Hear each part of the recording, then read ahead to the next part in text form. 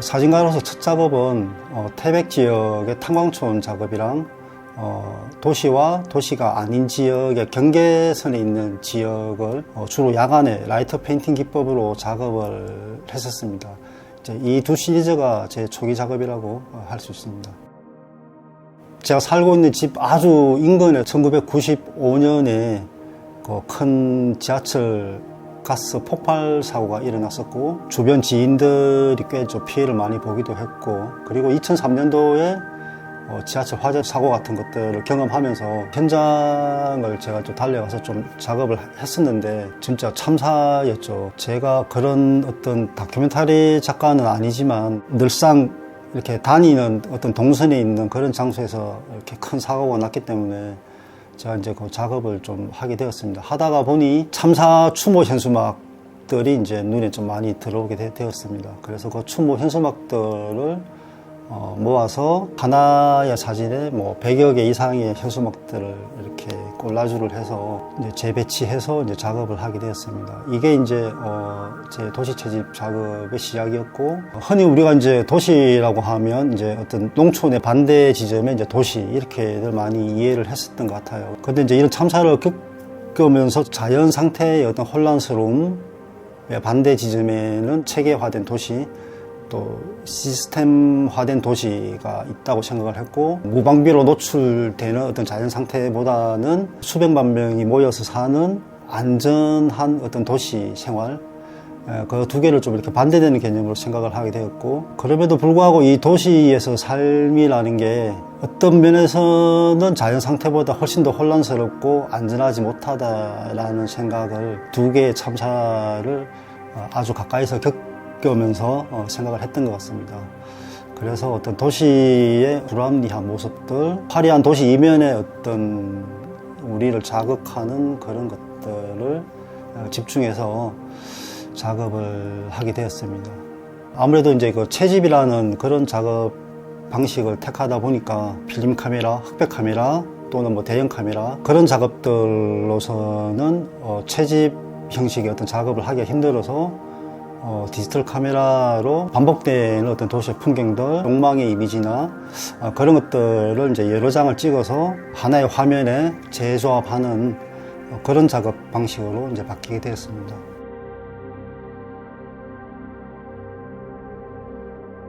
참사 이후로 이제 처음 도시 채집 시리즈를 시작할 때는 도시가 안전하지 못한 공간이라는 그런 생각을 많이 가지게 되었고, 중간쯤 와서는 우리가 사는 세상을 이렇게 생각해 보면 정치와 뗄래야 뗄 수가 없는 것 같습니다. 제가 이제 작업실과 집을 이제 오가면서 보게 되는 정치인들의 현수막, 특히나 이제 그 선거철이 되면 그런 구호들이 좀 더 적극적이고 시민들이 원하는 뭐 그런 구호들이 많이 좀 등장을 하거든요. 그래서 정치 현수막 작업을 한 10년 이상 지금 이제 진행을 하고 있습니다. 그리고 우리가 일상생활에서 이렇게 보면 많은 것들이 공장에서 이제 제품화 되어 가지고 이제 나오는 물건들에 막 둘러싸여서 생활하고 있는데, 백화점이라는 공간이 그런 부분에서 저한테는 되게 좀 관심 있는 그런 공간이었습니다. 대구 미술관에서 상하이 현대미술관에 이제 그 작가를 파견하는 프로그램이 있었는데 참여하게 되어서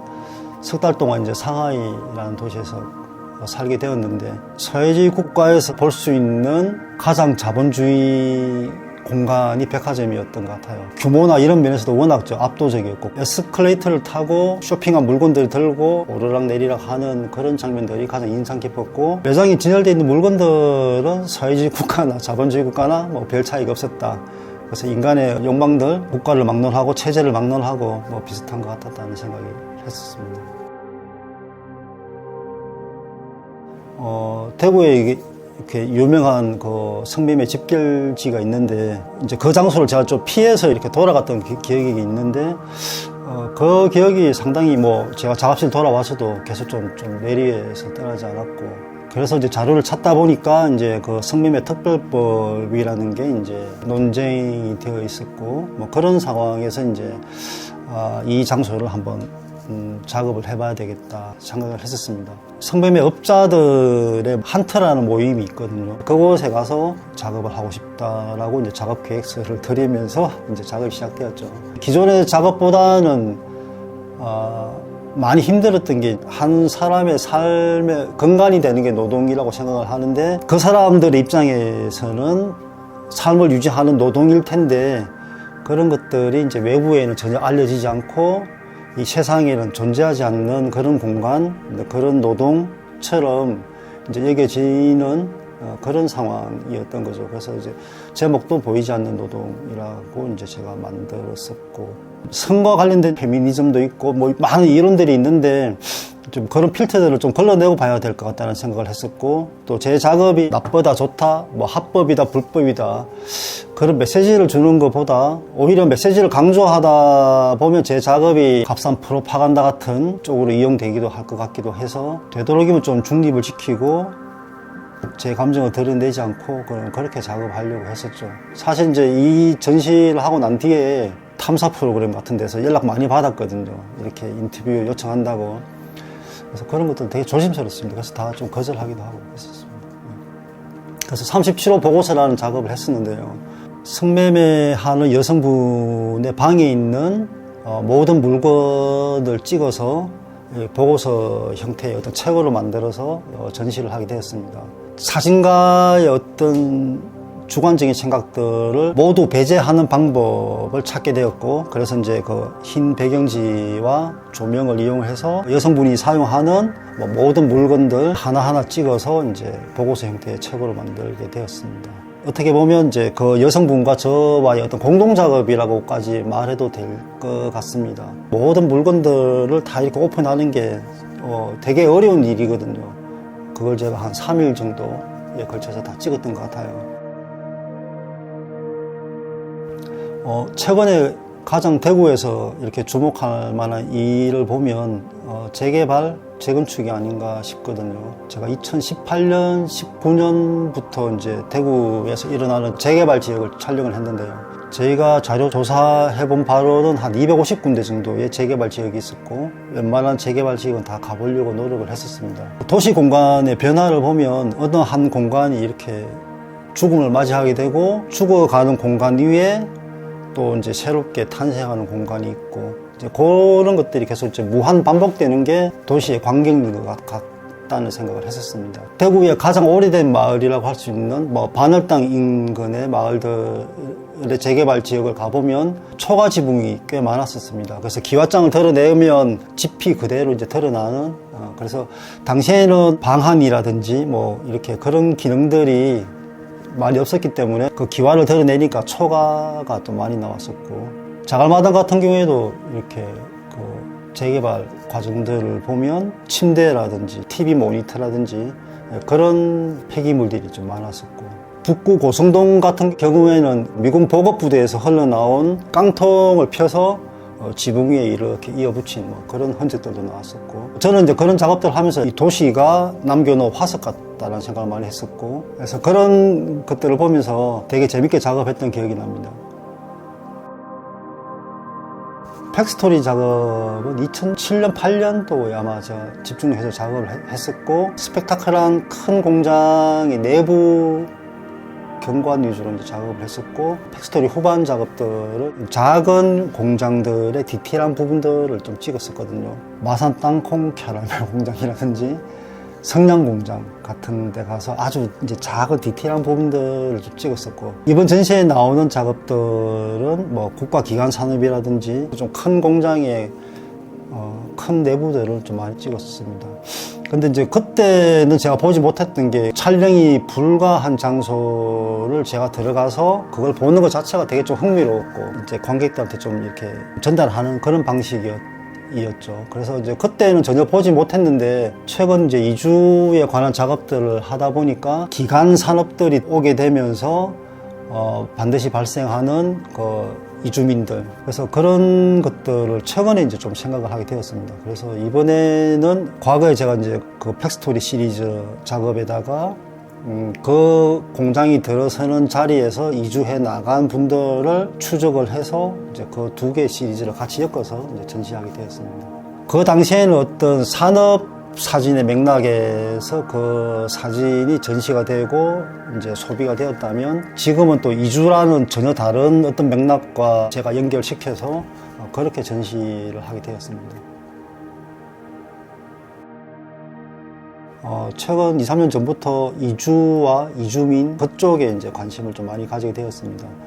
그래서 우리나라로 이주를 해오신 분들, 한반도에서 또 해외로 이주 나가신 분들 두루두루 좀 관심이 있었고, 제가 몸담고 있는 사진기록연구소에서도 주제로 올라오는 그런 내용들이었습니다. 북한에서 이제 한국으로 이주해온 자매분이 계셨는데요. 2019년에 이제 그분들을 제가 알게 되었고, 2020년부터 이제 집중적으로 좀 작업을 하게 되었습니다. 잉도다방이 이제 경상북도 성주에 있는 작은 이제 농촌 마을이 있는 다방입니다. 그분들이 이제 북한에서 베트남, 라오스, 태국을 거쳐서 다시 이제 인천으로 들어오는 그런 긴 과정 끝에 한국에 오자마자 마땅한 직업이 없는 상태에서 아는 지인의 소개로 다방을 운영하던 분이 이제 좀 몸이 많이 안 좋으셔가지고 이분들이 이제 다방을 인수해서 성주라는 농촌 지역에서 이제 다방을 하게 되었고, 앵도다방의 그 미선 씨, 미옥 씨를 알게 되면서 이제 북한에 있는 가족들한테 좀 피해가 되지 않을까 여러 가지 좀 고민들을 했었거든요. 고민들을 하고, 이번 전시 앞두고도 찾아가서 뭐 전시를 하고 싶다라고 얘기했을 때 또 흔쾌히 응해 주셨고, 사실 이제 보이지 않는 노동하고도 좀 비슷하게 이분들에 대한 어떤 평가나 어떤 잣대 같은 걸 제가 먼저 이렇게 만들어서 작업을 하는 방식은 아니었습니다. 왜냐하면 그 탈북민에 대해서 제가 아는 바도 없었고, 막상 이제 이분들을 작업을 하다 보니까 사실 다방에 대해서 잘 모르고 이분들이 다방을 좀 인수하신 것 같아요. 처음에는 되게 좀 힘들어 하셨고, 성주라는 곳이 이제 참외 농사가 되게 유명한 고장이다 보니까 항상 일손이 모자라거든요. 그래서 다방일이 50%, 농사일이 50%, 그렇게 이제 하고 있죠. 제가 이제 이주에 관한 자료들을 이제 모으다 보니까 외국에서 이제 우리나라로 이주해온 분들도 많지만, 우리나라도 역사적으로 보면 1900년 초부터 이주를 많이 나갔죠. 그래서 경제적인 상황이 안 좋아서 이주를 가신 분들도 있고, 일제치하 때는 강제 동원을 당해서 본인의 의사와 상관없이 이제 이주를 가신 분들도 있고, 그래서 이제 그런 분들을 좀 추적을 하기 시작을 해서 이제 나온 작업들이 선명해지는 기억이랑 고려인 작업입니다. 국가나 민족 정체성이 변하지 않을 것 같은데, 이게 뭐 한 세대, 두 세대만 지나가도 그런 정체성들이 이렇게 희미해지는 그런 것들을 좀 경험을 하게 되었고, 선명해지는 기억 작업은 이제 올해가 광복 80주년을 맞이하는 해이기도 하고 해서 제가 이제 일본 작업을 좀 하기로 했었고요. 한국인들이 강제 동원이 되어서 일본에 가서 한국인들이 많이 사는 이제 그 집단 거주지를 만들게 되거든요.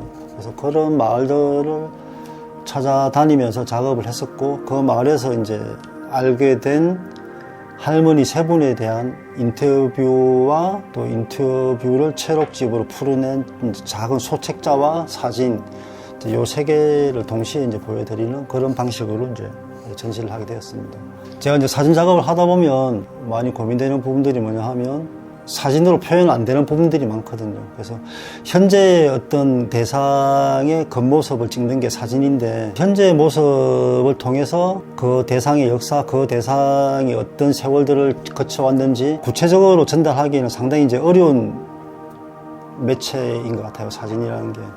그래서 이번에 이제 만났던 할머니들 같은 경우에는 사진이 담지 못하는 부분들을 좀 보충해주는 그런 시도들을 이제 처음 해보게 되었습니다. 갑자기 이제 한국에서 어떤 청년이 와서 뭐 이렇게 과거를 막 묻고 하다 보니까 40년, 50년, 뭐 많게는 70년 뭐 이렇게 지난 일들이기 때문에 그 기억들이 이렇게 잘 생각이 나지 않았던 것 같아요. 그래서 두 번, 세 번 이제 인터뷰 과정을 거치면서 똑같은 질문에 전혀 다른 답변들이 나오기도 하고, 본인들 스스로도 이제 인터뷰가 거듭될수록 자기의 과거가 좀 선명하게 기억난다고들 많이 말씀을 하셨어요. 그래서 이제 제목도 선명해지는 기억이라고 제가 이제 짓게 되었고, 이런 역사들이 이제 시간이 지나면서 자꾸 이제 잊혀지게 되고 좀 더 선명하게 우리한테 좀 남아 있었으면 좋겠다. 물론 아픈 역사지만 그래서 그런 생각들을 하면서 이 작업을 하게 되었습니다. 고려인 작업은 사진의 여러 형식 중에서 증명사진 형식을 띄는 작업입니다. 증명사진이라는 게 어떤 권력기관의 자신의 정체성을 증명하기 위한 그런 수단으로 이제 사용되는 사진인데, 그분들이 외국인으로서의 자기의 신분을 증명하기 위해서 이제 찍힌 사진들이 이제 증명사진이죠. 그래서 그 증명사진을 뭐 수백 장 모아서 겹쳐서 하나의 흐릿한 이미지로 만든 작업이 하나가 이번에 나오게 되고, 또 하나는 그분들의 그 외국인으로서의 신분증에 있는 증명사진들을 제가 이제 카피를 해서 쭉 나열하는 방식의 그런 작업들, 두 개의 어떤 작업들이 등장을 하게 됩니다. 원래 이제 그분 한 분 한 분들을 만나서 얘기를 해보면 분명한 자기 정체성이 있는 분들이죠. 이분들의 어떤 현실을 보면 고려인이라는 어떤 프레임에 갇혀 있는 것 같아요. 그분들의 현재 처한 상황, 한국인도 아니고 외국인도 아니고, 그러나 법적으로는 외국인이고, 이분들하고 대화를 하거나 음식을 같이 나눠 먹다 보면 한국인으로서의 정체성이 분명한데, 그런 부분들을 보면서 이제 작업을 하게 되었습니다. 이제 전시장에 방문을 하시면 이제 가장 처음 마주하는 작업이 이제 전투기 작업입니다. 대구 불로동 고분군과 대만 화롄시에 있는 칠성탐이라는 아름다운 해변이 있습니다. 이 사진을 자세히 보면 전쟁 훈련을 하고 있는 전투기들이 이 사진 상단에 있습니다. 사진 아래쪽은 이제 평화롭고 아름다운 그런 풍경이 있고, 사진 위쪽, 그러니까 하늘 부분 보면 이제 전투기가 전쟁 훈련을 하고 있는 그런 사진입니다. 대만하고 우리나라는 한 나라이면서도 동시에 두 나라이기도 하고, 두 나라 다 군사적인 우위를 이제 점하기 위해서 많은 이런 훈련들을 하고 있는 그런 나라입니다.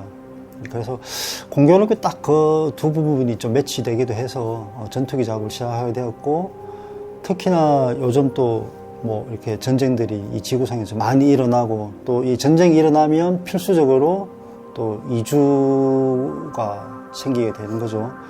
그래서 고려인 작업에도 보시면 우크라이나 전쟁 때문에 폴란드나 헝가리 난민촌으로 오셨다가 다시 이제 한국으로 이주한 그런 우크라이나 고려인들 작업도 있거든요. 그래서 이 전쟁과 또 이주하고는 또 이렇게 뗄래야 뗄 수 없는 그런 사건이기도 하고요. 그래서 전투기 사진을 오시면 처음 볼 수 있게 로비에 크게 이렇게 걸었습니다. 제 작업은 거의 모든 작업들이 다 도시에서 제가 살면서 파생된 그런 작업들이 대부분인 것 같습니다. 현대사회에서 한 90% 정도가 도시에서 거주하는 인구라고 하더라고요. 우리가 지금 살고 있는 장소, 일상적인 공간이기 때문에 많은 생각들을 안 하게 되는 그런 공간인데, 사실은 이제 도시에서 태어나서 지금 현재를 살고 있고, 또 앞으로 계속 어떤 도시라는 공간 안에서 삶을 살아야 되기 때문에 도시에 대해서 생각해 보는 계기가 되었으면 좋겠습니다.